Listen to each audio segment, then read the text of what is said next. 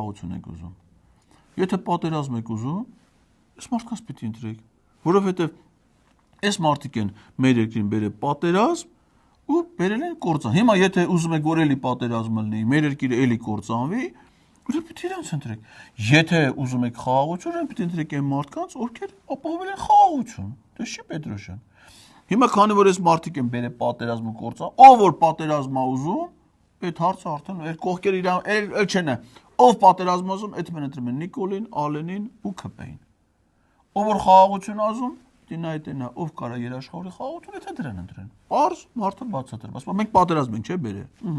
Ով որ պատերազմ ուզում, էլի մեզ ընտրում, էլի։ Հիմա սրանք որ գալիս են իշխանության 18 թվին, ხო չեն ասում, մենք գալիս ենք պատերազմ բերելու, մենք ուզում ենք, որպեսզի ձեր զավակները գնան զոհվեն, հայտնվեն գերության մեջ, դες բան ասում են, չէ, մենք գալիս ենք խաղաղություն բերենք, ամրապնդենք խաղաղությունը, Արցախը ճանաչի, էդ են ասել։ Դե մեզ ասում են, մենք խաղաղություն ենք բերում, առ ուղղակի անտեր մնացած է քան էս մարդիկ են ղեկավարում, խաղաղություն չի լինում, Պետրոս։